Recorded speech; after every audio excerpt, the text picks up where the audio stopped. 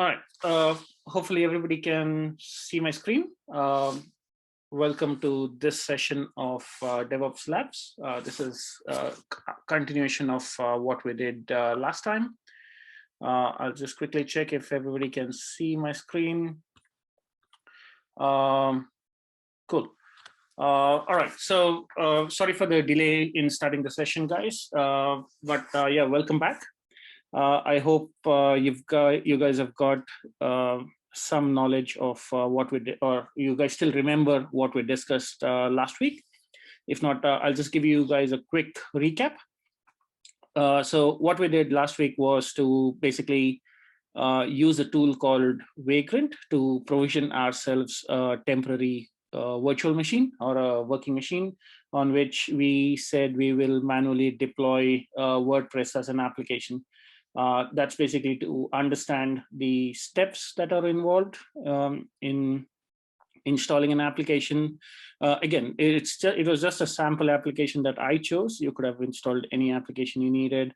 We saw the uses or advantages of using a virtual machine, and then especially using Vagrant to provision a virtual machine. And then we did also go through the WordPress website, albeit I had all these steps noted down previously on a document, but yeah, we did visit the WordPress website and saw how we install the application and how we could provision a sample website for ourselves. At the end of the session, we did also see how to use Vagrant to quickly destroy our test environment. And look, coming to the use case in an actual enterprise, yeah, you as a developer can still use Vagrant to provision yourself of test machine, do your testing on that brand new machine, make sure your application works, and then destroy it all in a simple workflow. That way you can deliver consistent and secure builds or secure applications for that matter. Right now, that was the recap of what we did last time. Hopefully you guys did some activities on the labs that I gave you. At least you try to install Vagrant, install Ansible, install WordPress there, and try to start up your own website and see if it works or not. Now, please do put in your questions or comments or thoughts, or even if you had issues trying to set any of it up. If possible, I will try to answer those at the end of the session. And yeah, we'll go from there. Now, for this session, which is the part 2 of the lab, we will continue on using our existing tool sets, but we'll add another tool into the mix, which is also called Ansible. Ansible is a very famous tool in the industry, and a lot of enterprises use Ansible as part of their configuration management tool set. And yeah, we'll see how we can replicate the same setup using Ansible. Now, because we're using automation, you can see how quickly the whole setup can be done and how quickly it can be replicated. And that would give you an idea of why we need to use automation or continuous delivery and continuous integration into our pipeline. So you as a DevOps engineer, you can take the existing setup as it is right now and then start deploying apps by just extending the current framework that we have. All right, so that's enough introduction. Let me just quickly recap on some of the things that we have spoken about before. Yeah, so this is the journey so far that we spoke about. We are in the second part now, which is where we'd use the same setup or a virtual machine to, or we'll use a virtual machine. We'll provision ourselves a virtual machine to play around, and then use Ansible to provision on top of it, right? Now, just another recap. What is WordPress? It's a 3-tier application that has a well-defined, logical segregation. So you have the logical tier, that is the database, the application or the middleware, and then the front end on it. So three-tier application or an architecture is a well-established software application architecture that organizes applications into three logical and physical computing tiers. Now, when I say physical computing tiers, it means you could have all of these three layers in different virtual machines or in different physical infrastructure or physical servers as well. Or if you're using cloud on AWS or something, it could be on different EC2 instances or RDS instances and things like that. And then we will quickly move on. What are the benefits of having a three-tier architecture? Some of the benefits, what you can see on the screen. You do get an option to have faster application development cycle, right? So because each tier can be developed individually and simultaneously by different teams, organization can bring the application to market faster, and the programmers can use the latest and the best languages and tools for each tier.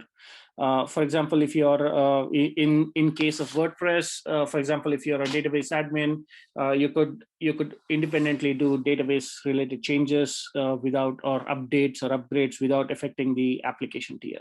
If you're the application or if you're a developer who's creating new websites, you can just make changes to your website and not affect anything else. Right, so that's faster development because each team is or each individual is working on different layers. Improved scalability. Again, each tier can be scaled. So, for example, if you need more web server throughput or stability, you can add more web servers into the mix. Same goes with the database. Same goes with the middleware. Improved reliability, again, because you now have multiple machines serving the same request, it drastically improves the reliability of the website or any application, right? Because there are no single point of failure, your application tends to stay online more. And the last one is the most important one. It's improved security. Now, because all your three tiers are on a different, I would say, virtual machines or servers, or they're placed completely isolated from one another. An attacker, even though if he gets access into the web server or into the middleware tier, you can lock down the database layer to allow traffic only from a certain port or a certain IP and things like that. There is definitely a lot of advantages in having segregated or a three-tier architecture, and security is one of the main benefits of it. Cool. So we'll move on to the labs or the practical session fairly quickly in this session. What we're going to use is VirtualBox, which basically is a hypervisor in our case, where your virtual machines will temporarily live.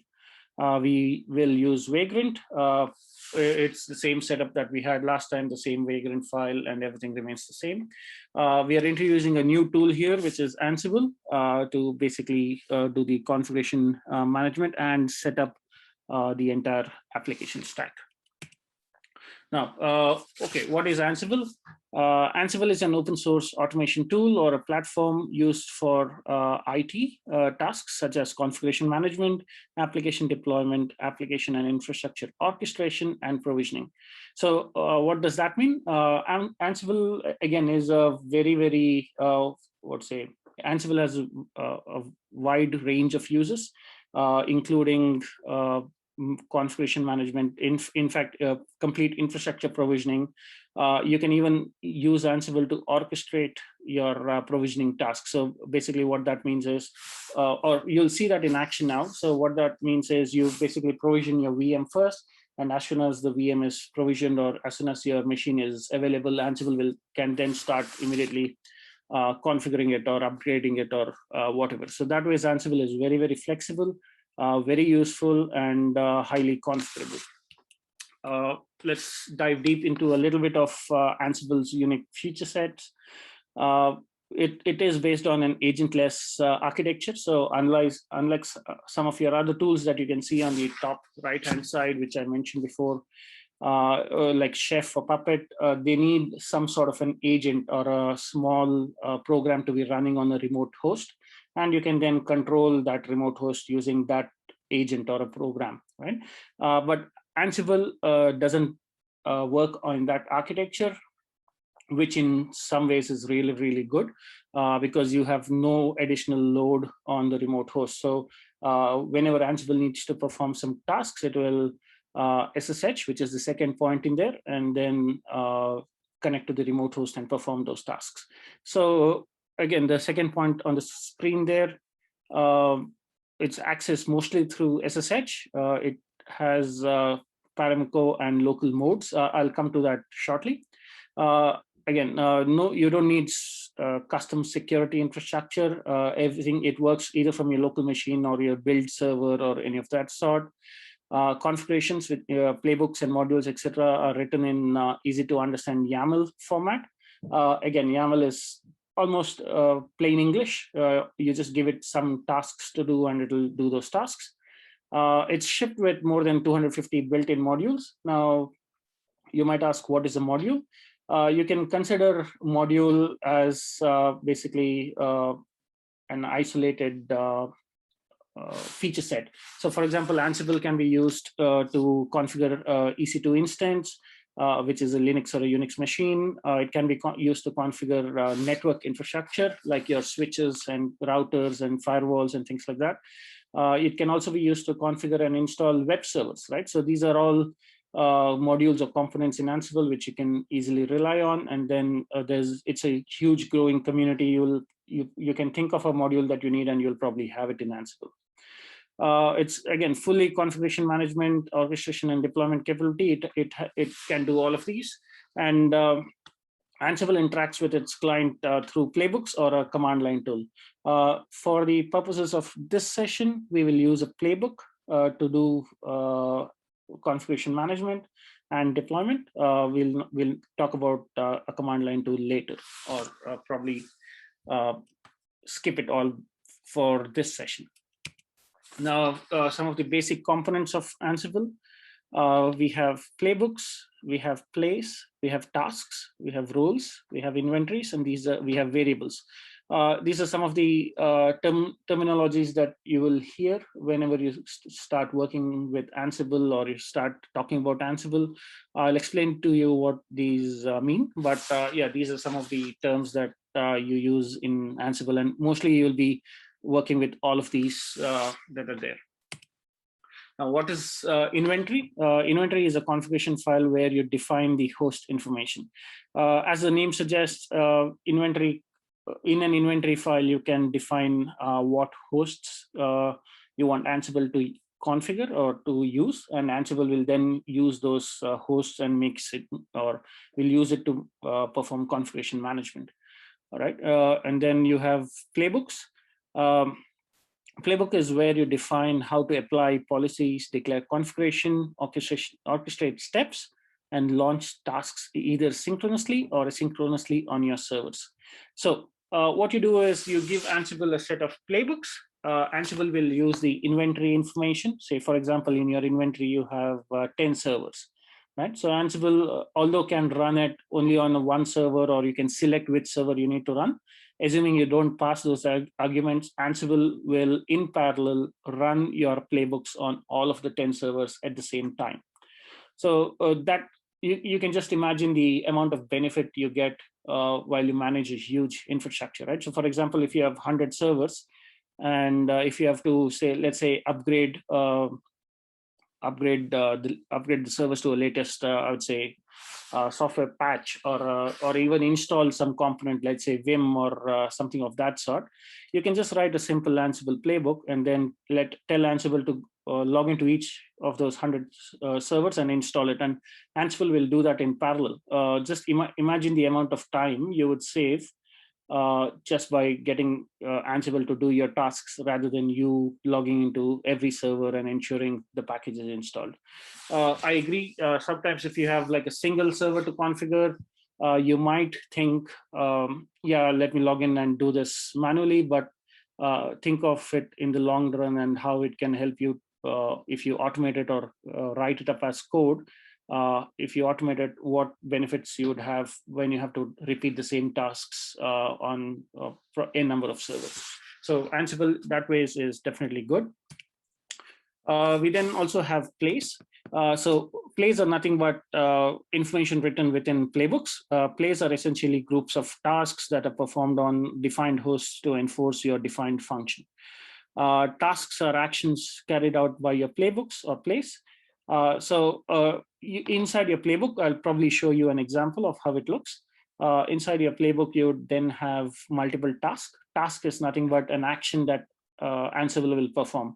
So for example, you could have a task that says update server, and then you could have another task that says install a patch, and then you could have another task that says install an application, and then you could have a task that says reboot the server, right? So all these are tasks, and all these tasks are then grouped in a playbook. So you could have a playbook with these individual tasks. You then have roles. Roles is nothing but a collection of plays and tasks grouped together by a specific function. Now, to probably explain this a bit more, so for example, you could have a MySQL role, which is basically to install your MySQL database. And that role could then perform a number of plays or tasks, or it could have a number of playbooks or tasks or plays. Now, for example, before you install MySQL, you would probably want to set your server's host name or your IP address or your firewall settings or something of that sort. So all these can be part of a role, which is MySQL. And anytime you call that MySQL role, Ansible would apply all those tasks onto the server itself. Right? Let's go to the next one. Cool, which is we're now at a point where we will try this or see this in action. What I'll do is open up my command prompt and run a Vagrant up command, which will basically bring up the VirtualBox instance or a Vagrant instance. And as soon as the machine is up and accessible over SSH, you can see Ansible will immediately start provisioning the WordPress application, which is basically install MySQL.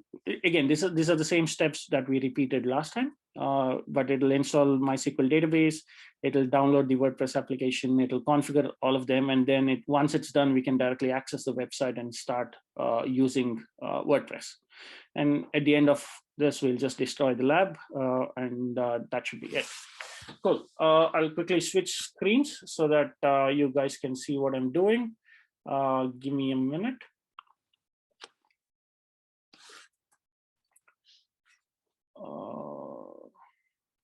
Sorry, guys, 1 minute. Let me quickly share my terminal window. Cool. I hope you all can see the screen. If not, I'll just make it a little bit bigger.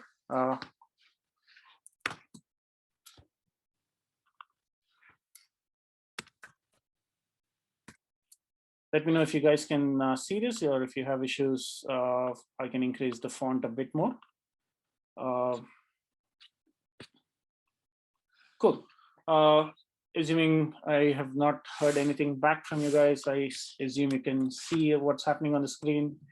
I'll go ahead and quickly do a Vagrant up command, and you can see what's happening. As soon as I provision this Vagrant up command, we will bring up a VirtualBox, or we'll bring up a machine with our default provider, which is VirtualBox in this case, and it will start bringing up the machine.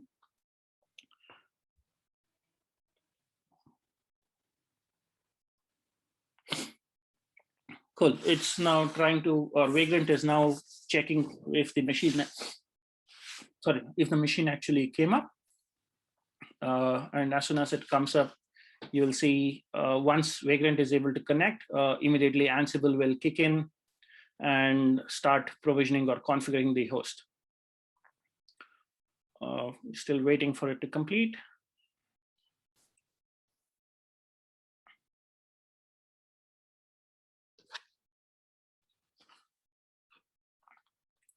All right.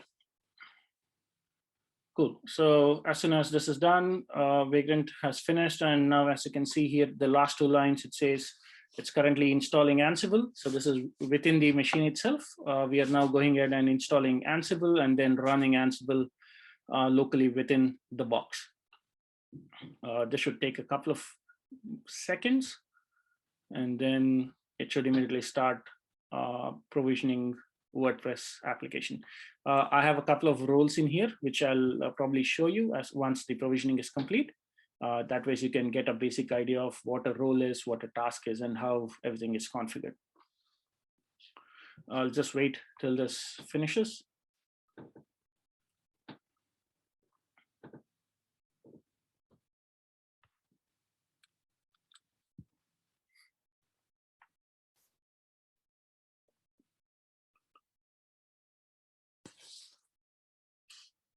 All right, there you go. So we have now started running it in Ansible. Ansible is now or has connected to this host. You can see the IP address of the host, which it is connected to. It's now running a task which is in the MySQL role. As you can see on the left-hand side of that square bracket, MySQL is the role, and then it's doing an update system. And it's saying, yes, we have done something or we have changed something on the system, which is basically updating it. Now we are again in the same task, which is the MySQL task. We are now installing MySQL on the host, which is the virtual machine itself. I'd probably not explain this as it goes, because slowly it will start processing really fast and I won't be able to keep a track of it, but I'll open up the code and show you how it looks or how it's organized, right? So like I said before, we are in the MySQL role. It's updated the system, it's installing MySQL, it'll next configure MySQL, and then it'll also install WordPress subsequently. So we'll see that happening, and it'll also install our web server as well. So we'll just wait for a couple of minutes.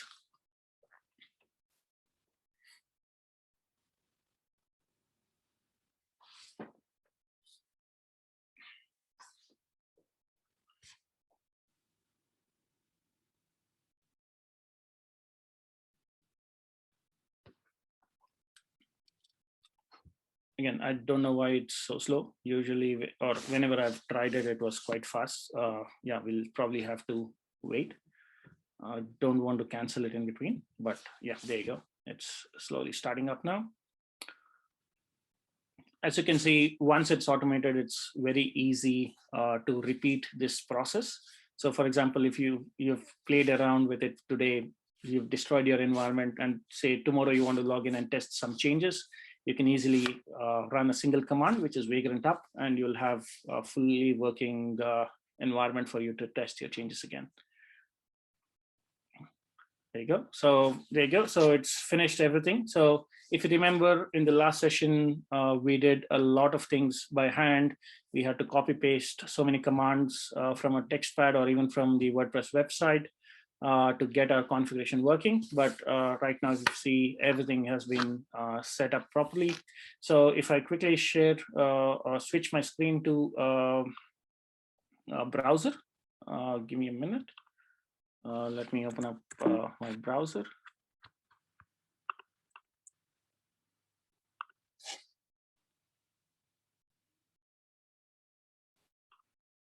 New share.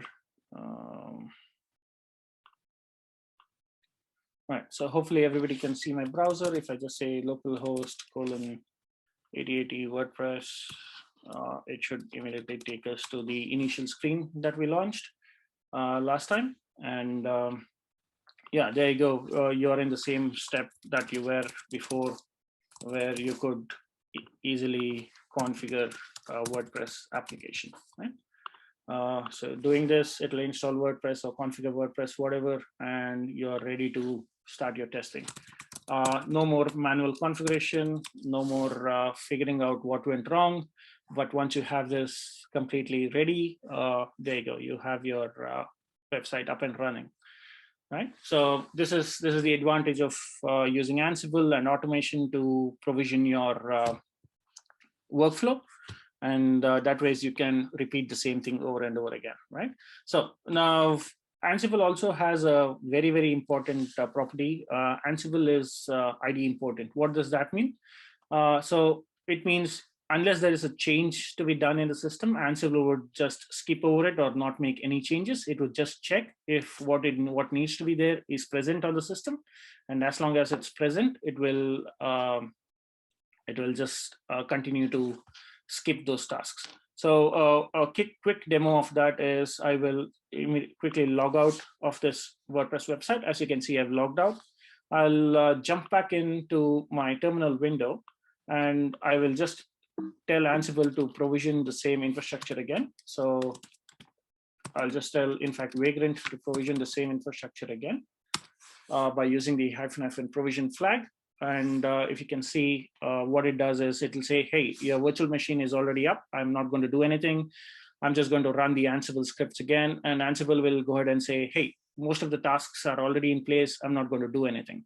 And that way, is no matter what, if you run this same command over and over again, you would not notice any changes. So it'll just say it's already in place, and it'll just skip. So it's done, or it's just skipping over most of the tasks. As you can see, it's faster in this run. It will still download WordPress because I've not asked it not to check and things like that. You could refine this step a bit more, but for the purposes of this demo, we'll just leave it as it is. So that's done. Now, if I go back to my window to share this, or try to log in again after a reconfig, I should be able to log in here without any issues. And there you go. Ansible has retained the configuration as it is in the database, and it has also not made any more changes to the system. Right, so that's good. I will quickly explain to you what or how Ansible looks in terms of tasks and roles and stuff. I'll quickly open up Ansible playbooks, roles, tasks. Sorry, MySQL probably is a role, and then I'll say tasks. Okay, cool. So hopefully everybody can see my screen. I've opened it up in Vim on my local machine itself. As you can see on the screen, this is written in YAML format. You can see the steps that we are performing. We are first updating the system. We are installing some MySQL packages. We are starting the MySQL service. We are updating some passwords. We are doing stuff, right? Now, as you can see, there are some variable substitutions here. So for example, MySQL root password, the password is not written here in clear text. This is a variable, and Ansible will find for this variable somewhere else, or basically in the variable file itself, and then substitute the password here. But as you can see, these are all the tasks that we just performed. And I've commented out, for example, some of the tasks that I don't need, right? And it's easy where I can enable it or disable it, or Ansible will completely ignore it, right? So this is one role. And as you can see, this is the MySQL role. I'll just quickly get the screen on top. So as you can see, this is under the roles MySQL section. So those are all the tasks that we performed as part of the MySQL playbook. Now, if you see, if we open up the same thing again, Ansible playbooks, roles, let's say Apache 2, right? So we have tasks and main.yaml. So as part of your web server installation, we are updating the system again. We are installing Apache, and then we are restarting the Apache and copying a template file in there. So you might also wonder, why do we have these different roles? So what you could do is you could have a library of roles, where, say, for example, a role for MySQL, role for Apache, a role for WordPress, let's say a role for installing some other application. And then you could have a playbook that would just combine the roles that you need.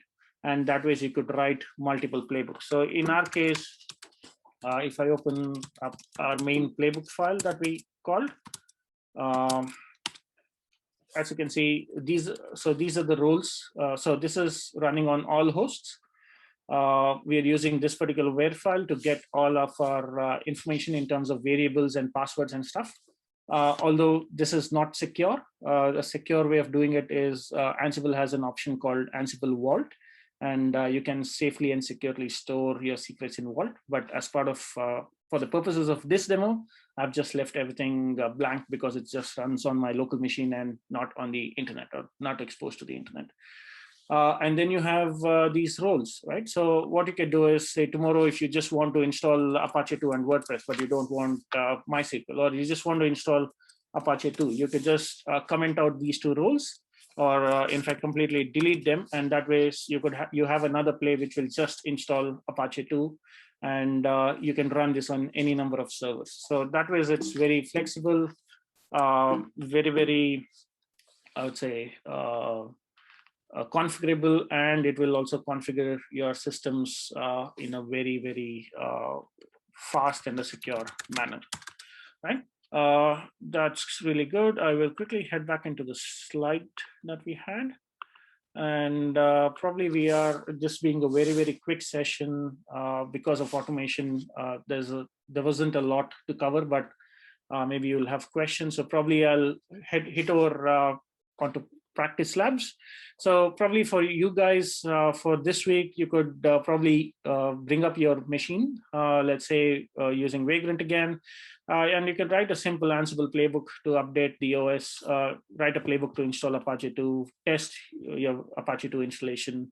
And you can also visit Ansible on their website, where they have tons and tons of information on modules that they have, on tasks and playbooks that you need, or even if you have some questions, the documentation there is really, really good. And you can definitely find a lot of information there. Cool. And that's almost at the end of the session, and we are now at Q&A time. So I'll open up the session for any questions. If you have any questions, please start putting them in. I'll try to answer as and when they come in. Hopefully that gave you some clarity on why we use such tools. Cool. Cool. So we got a question here. It says, hi Sunil, what scripting have you done in Ansible to do this WordPress auto launching? Now, as you can, so when you say WordPress auto launching, I would assume the WordPress installation and the basic configuration. So if you remember the terminal, I showed you 3 roles that I wrote, which is the MySQL role, the Apache 2 role, and the WordPress role. So those are the 3 roles that I wrote, and some of the tasks in there, well, most of the tasks in there is what I wrote as well. And yeah, I combined all the roles in a single playbook, and we ran that playbook, which basically did all the tasks in those roles. Hopefully that answers your question. If you need further explanation, please hit me up.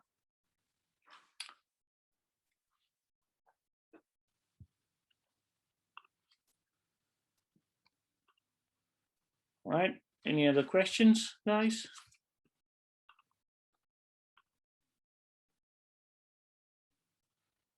So we've got another question. So is there any kind of template to write roles in YAML? Well, the template itself is nothing but how do I put it? It's just a YAML file, right? So for example, I can write a quick template or a YAML for you, right? So let me quickly share my terminal again. Right? Hopefully you can see this.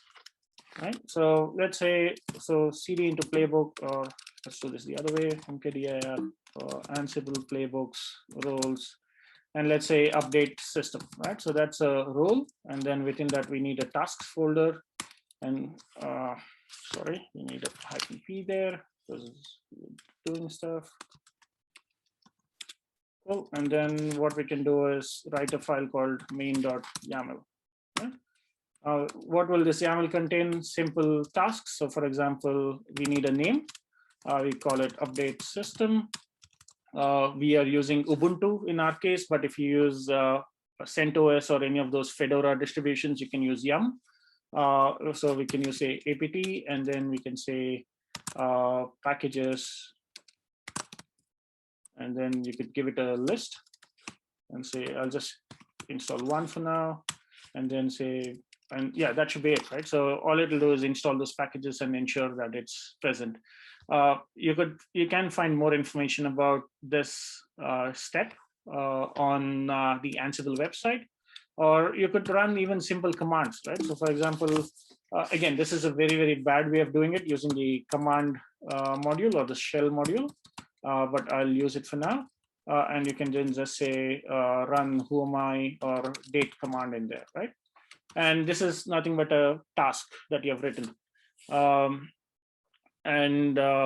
Yeah, you could call this role in your playbook, and it'll run this command and show you the output, right? Okay, hopefully that answers your question. So we have another question. So does Ansible official website have predefined roles? Example, for YAML files to install MySQL, update OS, or we'll have to create the YAML files and its contents. Look, no, you do get some examples there. I'll quickly share my browser again. Hopefully you can see this, and let's visit the Ansible website, right? So if we go into Google Ansible docs, or let's say Ansible, yeah, so let's say Ansible documentation. Hopefully we should be able to find it here, right? So let's see, community documentation, if we have something. Cool. So you have all these options here, right? So for example, so let's see where we'll find information about, let's say, updating the OS. So let's say APT, right? Let's search for APT. And yeah, there you go, Ansible built-in documentation for APT. So you have all these options is what it says, or is it something else? There you go, apt. So these are the modules, and then there you go. So these are the parameters that you can pass, is what it's saying. And then you have a sample here, right? So for example, it says install Apache, right? And you have update the system. So you do get some examples, probably not everything you need, but you do get an idea of how you can do things, right? Again, this does not show you the, I would say, an advanced usage method of Ansible, but something to get you started. Yeah, definitely. Like, for example, you can use multiple packages or install multiple packages in a go, like by passing it as a list. But in this example here, they have not shown you that, right? But there are definitely other resources on the internet. Google it, and you will know what it is. And hopefully that answers your question. Okay, any more questions? I think I've answered both of those questions. One was, is there any kind of template to write roles in YAML? Well, there is no template. It's all in YAML, and it needs to follow a certain naming convention, and that's about it. So basically, I have another question. So basically, Ansible is like CloudFormation of AWS, where we provision modules by writing down the YAML or JSON code. Well, it's sort of. You can use Ansible to provision AWS resources as well. You don't have to use CloudFormation. You can substitute CloudFormation for Ansible, and you can still perform all the tasks you need. And Ansible is pretty good at that. But yeah, Ansible is sort of CloudFormation for AWS, where you write YAML and it basically provisions those resources or runs those tasks and configures your system.